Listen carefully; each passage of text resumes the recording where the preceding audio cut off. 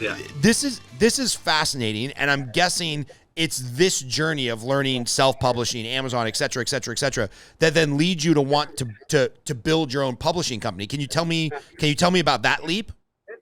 Yeah. So, so professionally, I'm proud of, my career. I worked with good people. I had really good mentors really young. I started working at 15 at the Cracker Barrel. In the store I was in, all the vice presidents from corporate came in to like do research and development. So I actually launched the country fried steak, the grilled catfish, like a lot of the menu items at Cracker Barrel. I did the recipe testing and development when I was like 16 and 17 years old. And so you learn a lot doing that. And I thought everybody knew this stuff. And then I get into McDonald's and, in the restaurant world after that, and they don't know that. So I think I had a bit of an advantage because I always had really good mentors. So I had a really good career, but I never felt as though I was compensated equitably for the value I created. I mean, that Wake Up Wrap is a great example. Like, they make a bunch of money. I estimate that at Dunkin, my work probably brought them in over $400 million, really, in a short period of time. And that's franchising. That's a lot of the stuff I did. Right. And I probably shouldn't put that out there, but it was a lot. And guess what? Guess who didn't get that? Right. Me, right? And that's just how companies work, right? Like, you hire somebody, you want them to produce more, and I was always okay with that. But at one point, I was literally almost single-handedly, nobody can do a deal of this size single-handedly.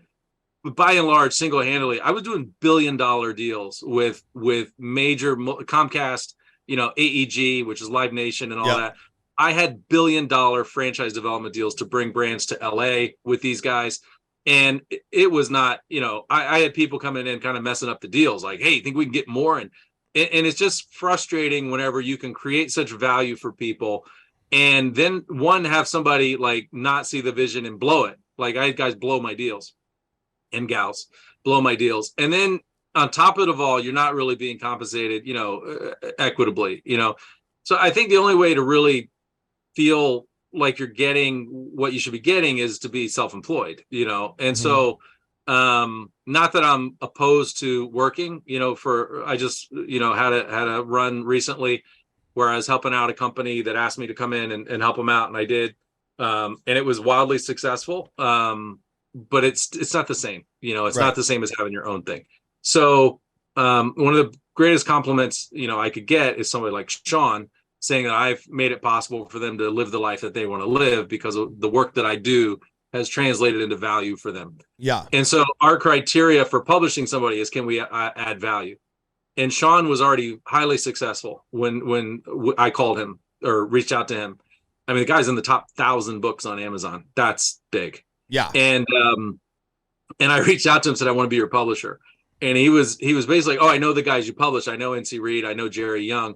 And okay, I want you to be my publisher. And I was almost like, wait a minute, buddy. Like, I don't know if I can make it better. Like, Right. You're already doing so well. I don't know if I can make it better. And I'm not going to feel right if I just take your money and, not add value.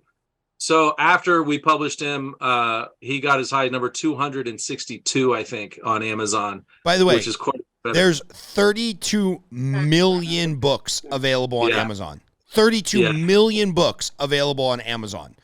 Published titles, 54% of which are English. So let's say, 16 million English books, maybe half of those are fiction. Maybe 5% of that are in the post-apocalyptic. So then you're 8 million. He's in the top 1,000 of all books in post-apocalyptic nonfiction. He's like in the top 10. Nope. That means he's beating out hundreds of thousands of books of similar artists. And Sean's not like a classically trained writer. He was an EMT with this idea floating in his mind. So between the two of you, his story and your publicity must be doing something right. I think he has a gift, though. He was number 262. That's ahead of 32 million books in my book. So he's got a gift. So George Goodall is the most prolific audiobook narrator. I probably shouldn't say it. I'll say it anyway.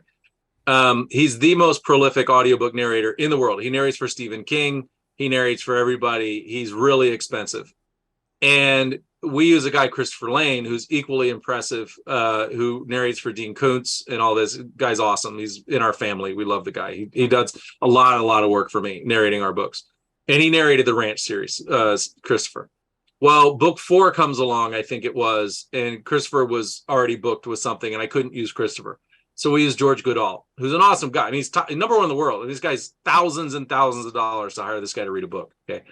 So we hired George. George calls me or emails me and says, can we please have a phone call? I'm done. Book's done, but I got to talk to you. It's about Sean's book. So I get on the phone with this guy, and he goes, I'm 83 years old or however old he is. And he goes, I've never asked to speak with a publisher ever. And he goes, I just want to tell you that this guy doesn't follow, and don't be mad at me, Sean. He goes, this guy doesn't follow any of the rules of a professional writer. There's no climax. There's no protagonist.